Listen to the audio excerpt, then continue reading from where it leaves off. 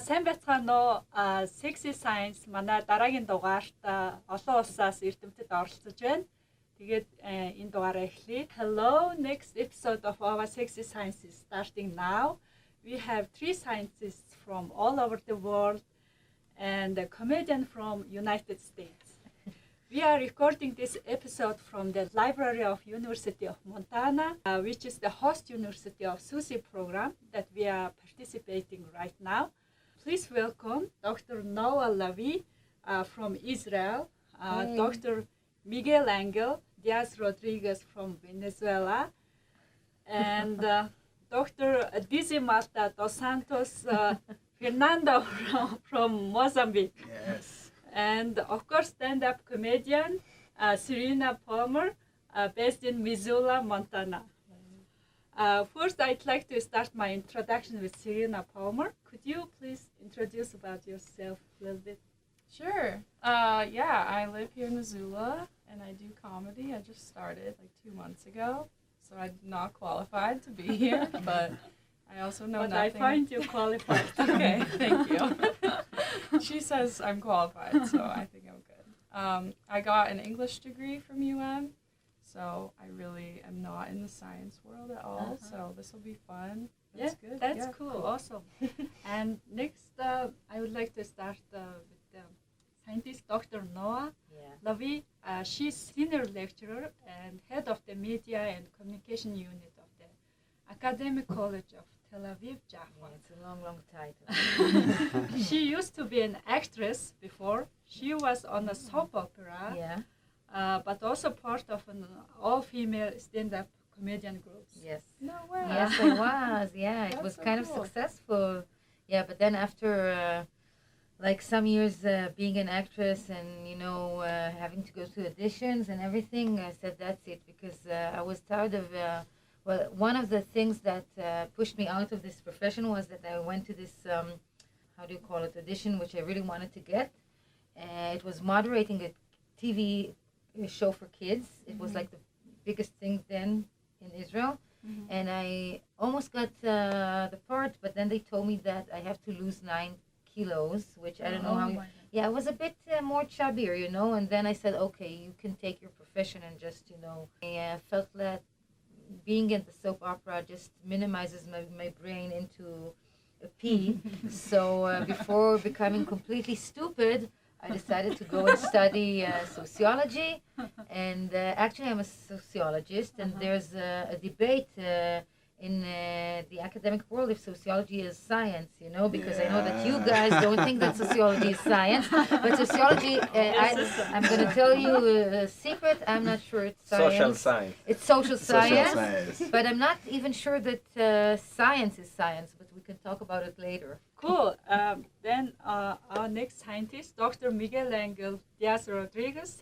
He is professor and head of the Mechanical Engineering School, Universidad de los Andes of Merida, Venezuela.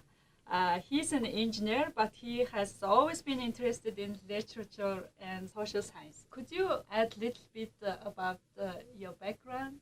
Okay. Well, yes, I am an engineering, and I have a background in mechanical engineering and then in robotics. That I did my PhD thesis was in robotics and modeling robots. But I have always been interested in the social science, and back in 2014 I did a research state in Canada, and I have time because part of the stay was to learning English and interact around the city, but also I have time, and I started to do a Coursera course. At that time was all of them were free, and I started to take courses in psychology and behavioral economics. Since then, I know that this is science behind all I'm these happy areas. to hear. Yeah, no one's happy. Well, and also 2 years ago, I started learning music because I needed to, during COVID, I needed to help my daughter with their assignment because, well, through internet, and at the end, music is, you cannot learn that only by watching videos, especially with 6-year-old. So I started to do the assignment with her, and then I became interested in music and learned to play a cuatro, which is a kind of a little bit of a guitar with 4 strings, similar to the ukulele but larger. This is a national instrument in Venezuela, and well, great. Here I found an ukulele, I bought it, and Yes. I am learning to play ukulele, so those are great. So cool. The music is now part of my life. He can sing Despacito. Despacito. Did you bring it? Yes. You gotta play for us. Yes. Our next scientist guest, he's Dr. Dizimalta Dos Santos Fernando from Mozambique. He's professor of biology and director of the Faculty of Exact Sciences and Technology, Universidad de Pungue, Yes. Chimoia. Yeah, Pungue is the name of one of the main rivers in the central part of Mozambique. Yeah, so we are used to giving river names to our university, so it's not the only one. Okay, Yeah. and his dream as child was always to study life sciences. Could you please talk about your childhood and why do you choose this profession as a biologist? Yeah, as a biologist. Well, it's funny that I was always passionate with science in general, like physics, chemistry, mathematics, and biology. But I used to tell myself, like, okay, what I'm going to do with mathematics, like, or physics. Okay, I'll choose something that is meaningful. This was my thoughts at that time. So I chose the life sciences.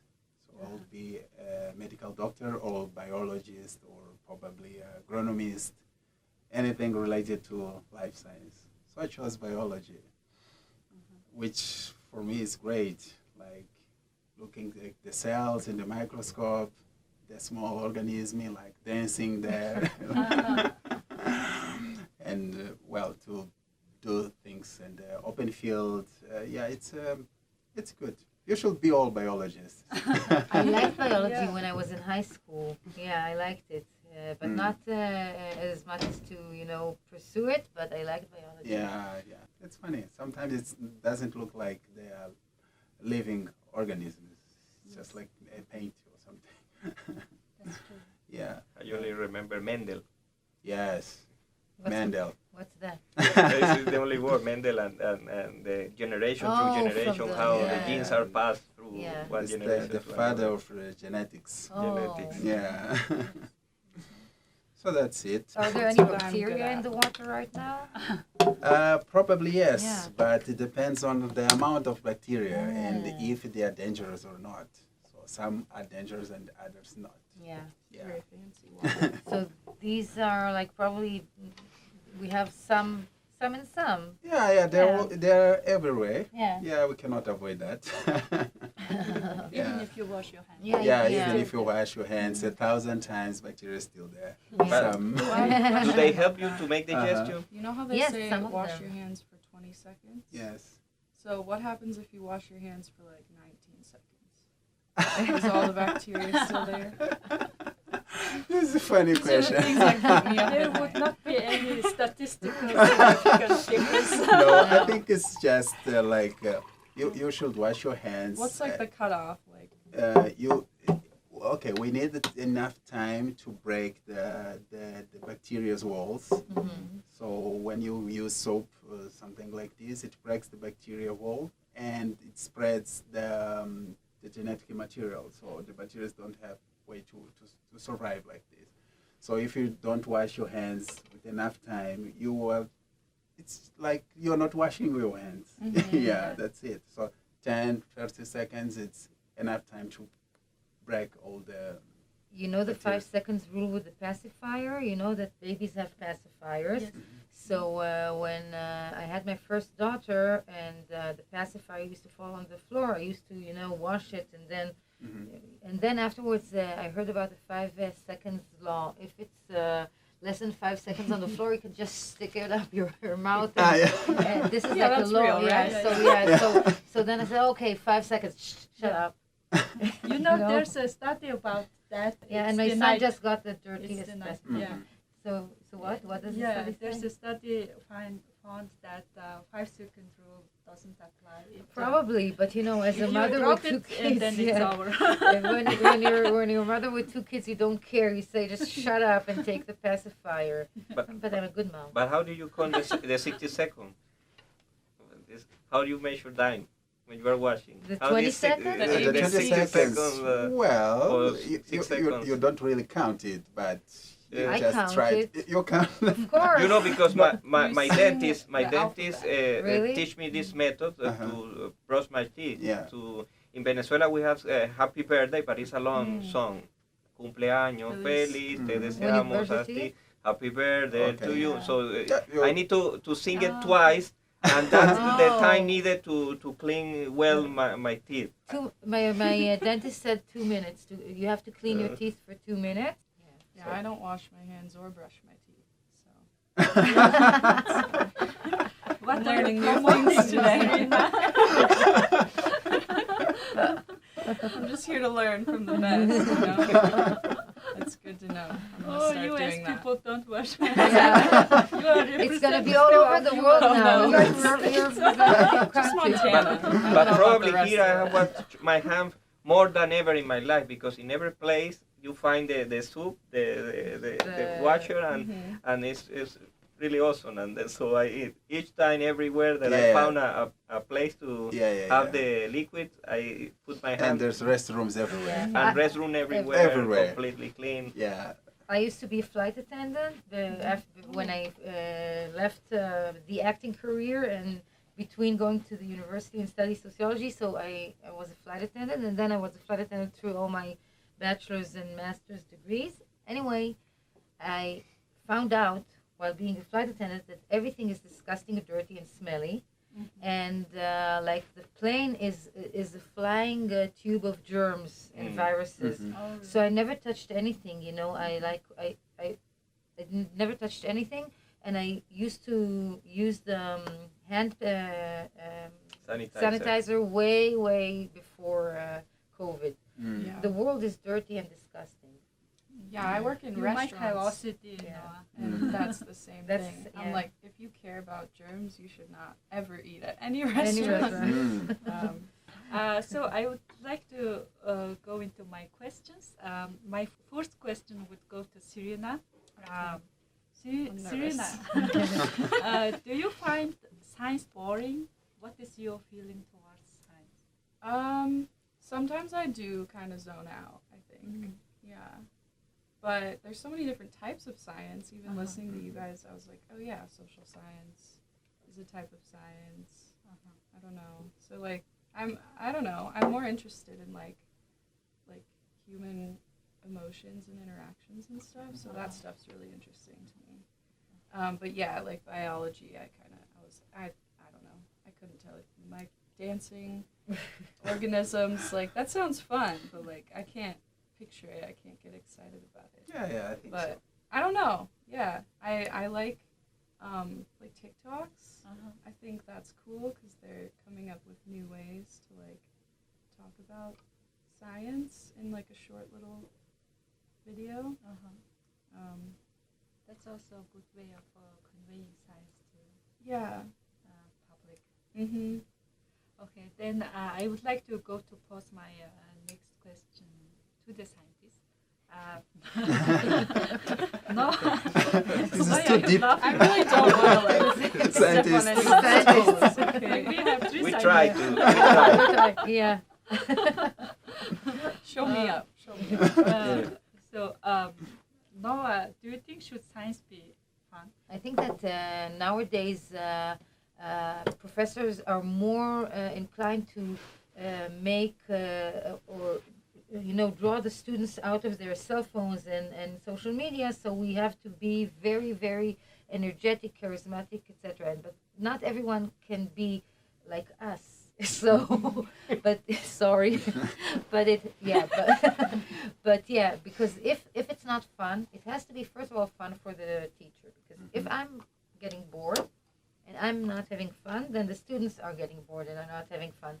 So I think that we have to find ways to make science fun for us, and then if it's fun for us and if we're very enthusiastic about it and we find ourselves engaged. I love sociology because sociology is all about, how we live, how we think, how people learn to, think one way, and then how we can change things that got, how we can change institutionalized things. And I love teaching my students to think outside the box and understand all of a sudden, oh, well, like Palestinians in Israel, they're suffering from, they're like second grade citizens. Why? And could I think about it differently? And I can engage them and have fun even with the most with the hardest political issues. And and you can laugh, like for me as a teacher, I can laugh about anything, but not on my students. You know what I mean? Not like being a stand-up comedian and tell a student, oh, what's wrong with you? Did you break up with your girlfriend? Ha ha ha. No, So, but yeah, you can take the heaviest topics, and if you make them fun, I usually give a lot of examples from my own life. Sometimes my students say enough with that, but but then, yeah. And probably that, don't you think that it's required as a teacher, a professor with certain experience, life experience? So it's not easy to start developing new ideas and making science funnier if you don't have some background to tell a story from that, and they'll build your own approach. So probably from lecturer and professor starting their career is not easy, because you need someone that has this energy, this lot of experience to convey the message. So I think that is a challenge, how to make science funny, sexier, so it appeals to a student and we can capture their attention. Because the statistics say, well, you are going to lose the student in 20 minutes. Yes, that's true, but sometimes we are watching a program or something that spends like 2 hours and our attention is there. A movie, so... I don't know about your attention. I'm watching a movie and texting at the same time. Yeah, I fall asleep in movies. Well, but that's new for me. That's new for me. 20 minutes. Yeah, and so every 20 minutes, I break it up. And I think that, like, the Twitter is a really good idea. I have a student of mine. You won't understand it. It's in Hebrew, but he's like a really Twitter influencer. And lately he started, without my request, putting on like short clips with sociology terms and explaining it. Cool. Yeah, and it's so it's really cool. Yeah. You learn a lot from social media. Yeah. If you're in the right. But it's a challenge because my daughter has 6 years old, and probably someday I will find her doing this to the TV. And the TV is not a touchpad. He will think, what is that? It's not like the cell phone. Or your students are going to be in class and do like this to you while This- you're I don't like this guy. What's happening? Why is Because he that's doing the whole point of TikTok. The whole point of TikTok is that you start. The people are developing this new skill to filter out things so quickly. You start and see the 2 seconds, 3 seconds. No, I don't like it. If I say, okay, I will stay watching this video. This ability for us is a challenge. It's difficult because they can do to us. I also agree with you. I think it requires certain kind of knowledge, and it requires a smart brain to make humor more interesting. But not everyone is funny. That's really sad, it's a challenge. Yeah. It's a challenge. But I think we can. It's hard out here being in the funny group. You're You have to deal with all the unfunny people. yeah, but no, it sounds horrible. But I think that you can practice. Yeah. Yeah. Maybe sometimes you can just talk with other people that can do that and try to replicate it. Yeah. It's not easy to be fun. For example, in my case, I think I grew up in an environment where teachers were so serious. Like, I think the first time I saw something funny in a science class, I think it was when I started my PhD. So I did it in Portugal. It's different environment. This was the place where I saw for the first time a professor being fun. Yeah. So I said, okay, this is good. Yeah, this is good. So from that time, I do try to do some funny things, or try to make the classes not to be boring. Yeah. Like, although for some contents, it's a little bit complicated. But if you start, for example, with a small video, like 2 or 3 minutes video that summarize the content, then you start with the lecture, actual lecture, then the students can connect what they saw in the video and with your lecture, and probably it's much easier for them to keep the contents in their minds. But well, But you know, it can be difficult for a person to be funny or to make jokes, but you can do it in another way, like presenting videos. I have this friend that he presented a video of a robot, and then he presented a video from the British broadcasting, and it's 2 people mimicking the robot and doing lazy stuff, funny things. So if you put one video first, well, this is a robot from this company, and this is the new version, the update, and they start thinking that this is a joke. You are not the one doing the joke or trying to make convey a joke. No, it's the material you are using. So I believe that because not everybody can make tell jokes easily, you can take these strategies, use another material, TED Talks that probably has some jokes that you are related to the course content. So that can help to develop your own sense of humor. What do you think about that, Serena? You do stand-up comedy, and do you practice a lot? Or do you read a lot? How do you prepare? Were you that funny before? Yeah, I've always been hilarious. Just came naturally. No, I don't know. I think my whole life I have just used humor. Humor is really, really important to me. I think just my whole life I've always kind of written down funny things that happen, or like I don't know, ideas of. I also grew up with YouTube. Yeah, I don't know if you know of any like Jenna Marbles is like an American YouTuber, but her like humor was some of the stuff that I watched as a kid. I admire Ali Wong, Trevor Okay. Noah, I love the Trevor comedians Noah. who are immigrant to the U.S. Yeah, yeah, Trevor Noah's great. I did read his memoir too. It's really good. And how's your creative process? You have an idea and write it down and then develop the like, idea? I always had like jokes just in my notes app written on my phone. When I'm gonna do a set, I just kind of go through, and I did a creative writing degree, so I use some of that to like structure it so it makes sense. Like, How long is your set? Like when you're going on stage? I do like the open mics, which are 5 minutes, but I've done a 10-minute show and then a 15-minute. The 15-minute one, I did a 10-minute stand-up and then like a song at the end, which was fun. And I was thinking like that's another way to convey science stuff is in song. Like I just saw this song about the periodic table yesterday, and it was like for memorization, but like it's also fun. Do you think it's possible to acquire a humor taste by practicing? I think so. I mean, I think you can watch, like, but I don't know. It's if you want to. Some people enjoy, like, I'm thinking of, like, sitcoms are what I really enjoy watching.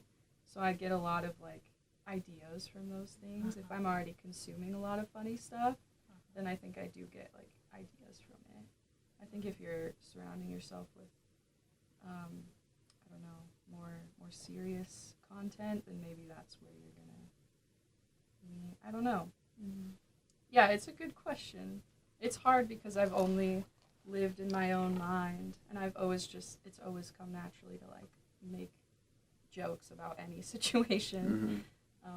And like I'm lucky that my family is pretty funny too. Like we banter and stuff. So you use more, you develop joke from your family.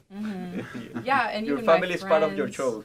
Yeah. I make jokes about my family. Mm-hmm. I make fun of them. No. Yeah. But, and also my friends are all super funny. I made a joke that, like, they're just the funny ones who come up with stuff, and I'm the one with confidence to, like, go say it on stage.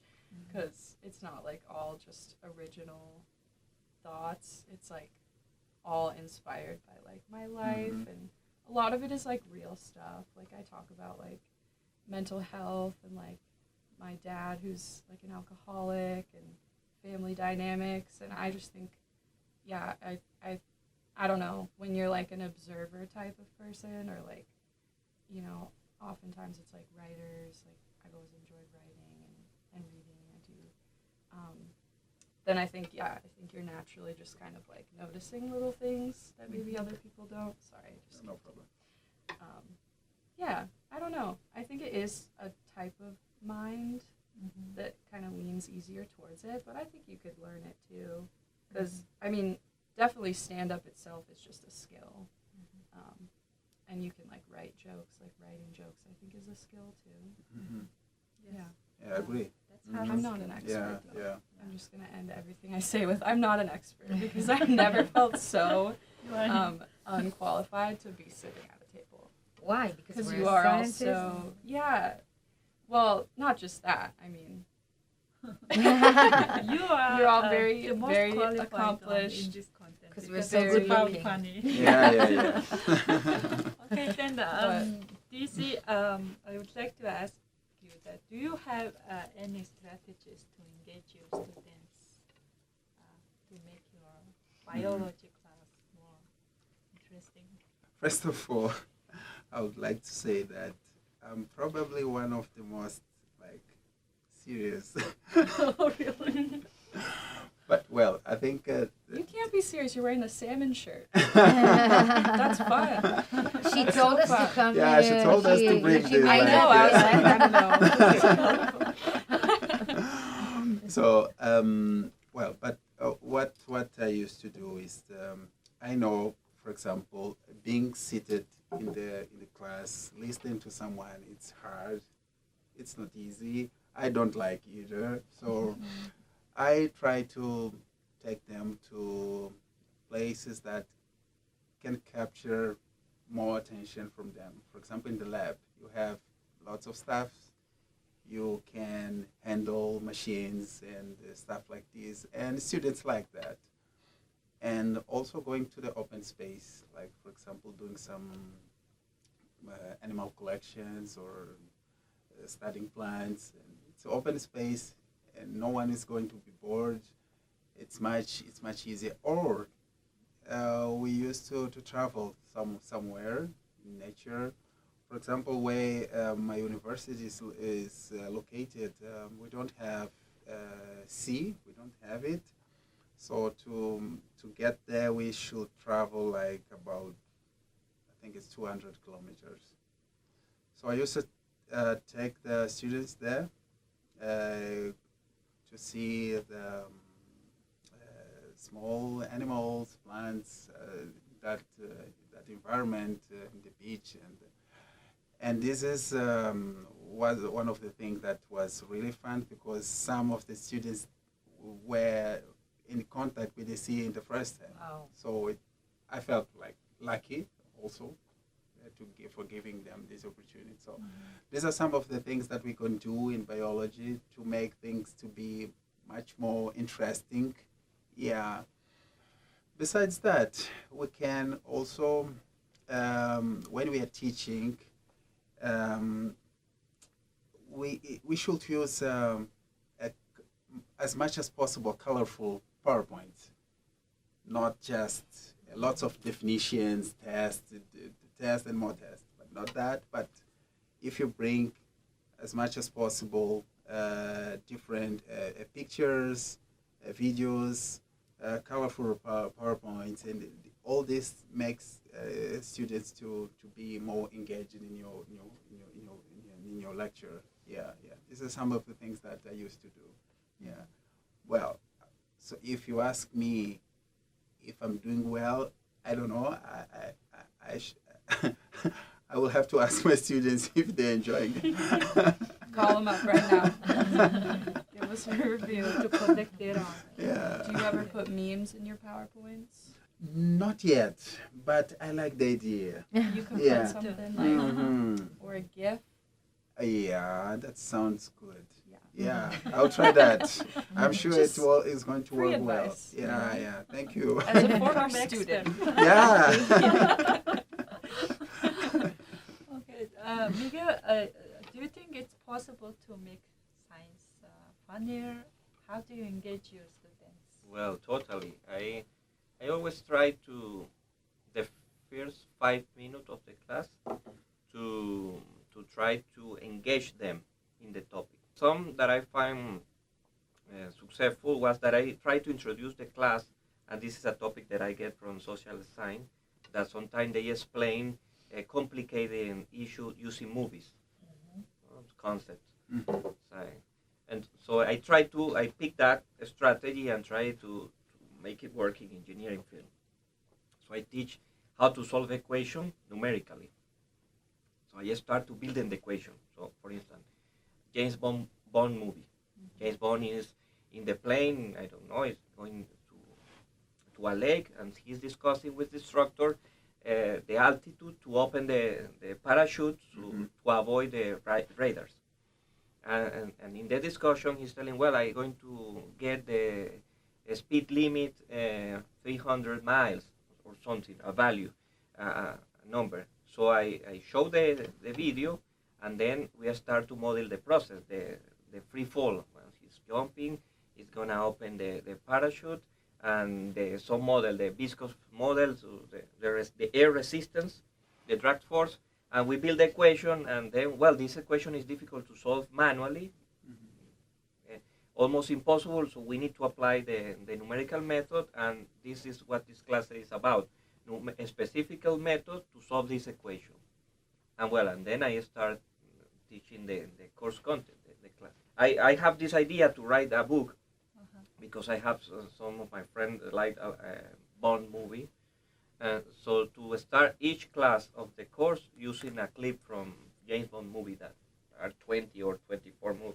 That's cool. I'm tempted to ask that. Is it possible to jump like that in real life? Well, that's a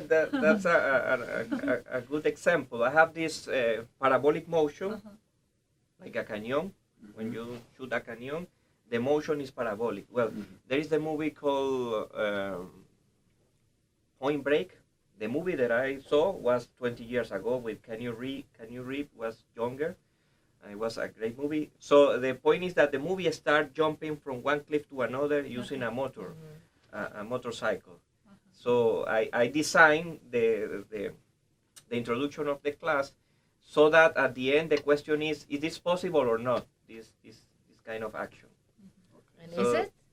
It depends on how you set the initial condition. For instance, if the bike is allowed to go 100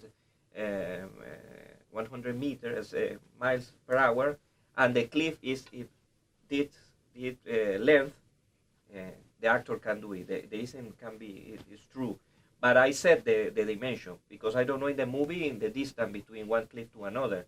So sometimes I manage to pick a length that is possible to do that jump, and sometimes I increase the length, so it's almost impossible to do that.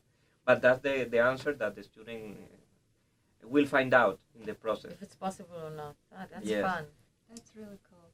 And Noah, what strategies do you use? So I use also like examples from movies, commercials, Israeli comedians or satire shows, and a lot of music videos. For example, when I teach Karl Marx, and Karl Marx is a theory, the Marxist theory is a theory that criticizes capitalism and talks about how our pursuit of private property actually ruins natural willingness and happiness to live together equally. Then I screen Imagine by John Lennon, and they all know the song. And after they learned about the theory, I highlight where, listen, imagine no religion. Karl Marx told us that religion is opium for the masses. It messes up our brain, so we don't see how the capitalists are using us. So imagine no religion. Imagine there's no country. Karl Marx was against the idea of nationalism, and all of a sudden, a song that they were, they just listened to it, they just heard it at home during, they're growing up, and all of a sudden say, oh my God, this is actually a Marxist song. Oh wow, John Lennon was a Marxist. Yeah, So, and then I also use you see? So, so I use stuff like that, and then it connects them. And also like hits like I use this clip by Childish Gambino, who's actually Donald Glover, and he's an American, and he has a great video clip, This is America. And the video clip, I encourage you all to watch it. It's wonderful, and it's really a criticism about the United States and slavery, and how blacks in the United States were actually from the beginning had no chance, and they're stuck in their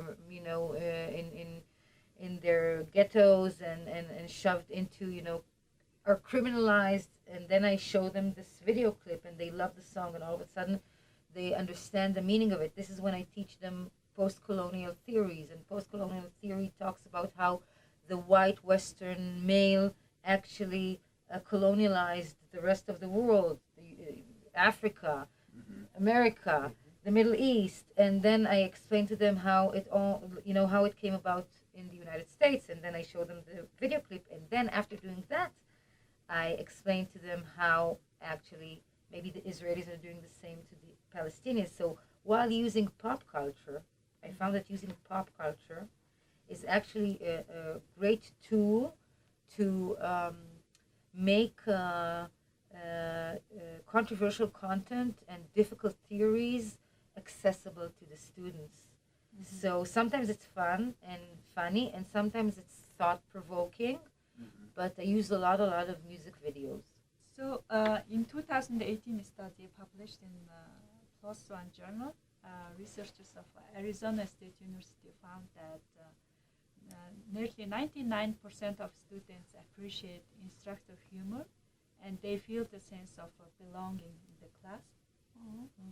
And also it was found that funny humor tends to increase student attention to course content, instructor relatability, and student sense of belonging. So it's scientifically proven, and I would like to wrap the episode now. Lastly, I would like to ask overall opinion about today's talk. So Miguel, science must be taught in a funny way, in an engagement way, that it requires a professor able to also learn how to prepare classes in this using this new approach, an engagement approach. Probably the new generation will be able to convey that more easily because they are immersed in these technologies. They know how to use TikTok. They consume TikTok. With most of the video in TikTok is on jokes and are funny. So probably they are growing with more tool to teach in this way. But definitely, we as a professor, this new generation of professor must learn new way to deliver content, in a compelling way. what would you say?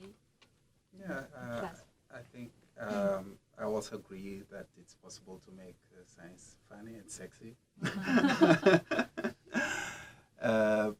But I remember one of the things that we have been talking about these days is we should adapt the way we teach to the students, to the type of students that we have now. So it's a challenge for us as professors, as teachers, to adapt. If you don't adapt, you will extinct. Not as a person, but you will be like this with the students, with the students.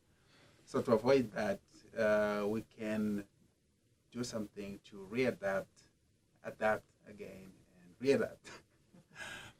so that our lectures can be funny and more interest for the students. And this is possible. We should work a little bit hard to do that. We can learn from other people. Probably watching some videos on YouTube and see how others are doing regarding that. In a context like mine, where people are mostly very formal, it's a big challenge, but it's not impossible. So I think it was a great opportunity to talk with you about this, and I got your idea, your also Miguel's experience, and I will try to implement some of them. Yeah, of course, and that's it. I'm happy that it was effective in somehow. Yeah, of course, always. And Noa, how would you conclude our talk? Well, I think it was sexy. As you were. Yeah. And well, I think that one of the things I find important is that I try to stay intact with what's happening. Like I'm on all social kinds of forms of social media, and now this student of mine, he promised me that when he finishes, like I'm giving him his last grade, he's gonna turn me into a TikTok influencer. So I'm kind of like hoping for that. And it's also like it seems like humor comes natural and easy to me, but I before each class, even if I taught this course for like 10, 20 years, I go over the material, and all of a sudden I said, oh my God, I'm going to change this video clip and bring another one, because I wanted to stay fresh and not like a stand-up routine that runs out, again and again and again. And also I want to maybe wrap it up with a gender kind of a notion that women are not supposed to be funny in our world. Like, it's way harder for stand-up comedians to make it than men, And sometimes, when I started teaching, I was a teacher assistant at the beginning, and I was really young. I looked like my students, you know what I mean? And I found that at the beginning, like when I was like being funny and stuff like that, some students, especially the guys, were a bit intimidated. But after 2 classes, when they understood that I really understand the material and not just being funny, because there's a thin line you have to walk there, you still want their respect. So, and I'm sometimes like a real stand-up comedian, I forget myself and I'm like, whoa, the class is like, whoo, and then I said, oh my God, they have to respect me, So you have to walk this thin line, even though I'm gonna continue making jokes in class about my husband because he deserves it. Okay. I hope he will find out. He knows everything. Okay, how would you conclude our talk? This was really fun. You see, science is fun. Yeah, I'm converted. I'm a scientist now. I'm pro science. No. I want to say I really admire all of you. I think as someone who was just in school not too long ago, I think we all really appreciate professors who care, and you all clearly care so much. And I think it's really cool to bring like your own unique, like whatever's authentic to you in terms of the class, because I think students respond to that the most when you're not like trying too hard to like just be relevant, but you're like, I'm assuming enjoy James Bond movies, and that's why you're like at the beginning. Until 30 years old, I liked it a lot. Yeah, and like just little things like adding color to PowerPoints and stuff like, and like what font you use and how you design it is like very important, and it's like small things that you don't think about when you're just, I don't know, you clearly like care a lot and are doing really cool stuff. You're all so cool. I don't know. I feel very happy that you invited me to do this. Thank you for coming here. Yeah. To participate with all the guests around the world. Now you have Thank friends you. all over the world. No, I want to take a class from each one of you. Sign up. And Amara, thank you. It was fun. Yeah. Thank you. And in conclusion, I would like to end the episode emphasizing that it's possible to make science sexier, fun. Let's make science more sexy. Thank you. And do you want to Thank play you. for us? Oh my gosh, yeah, I forgot. A musical interlude. Yeah. So that's a ukulele. Yeah.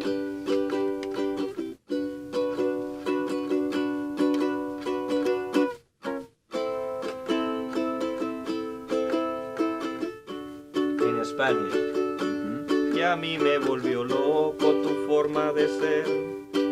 Me volvió loco tu forma de ser.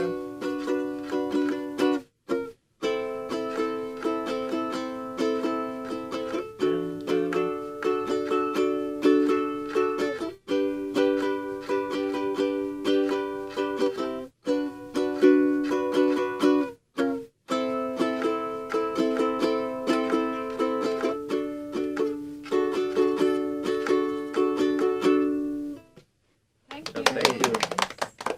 Thank you, and it was an honor to have you all in Thank this you. episode. Thank you. Thank you.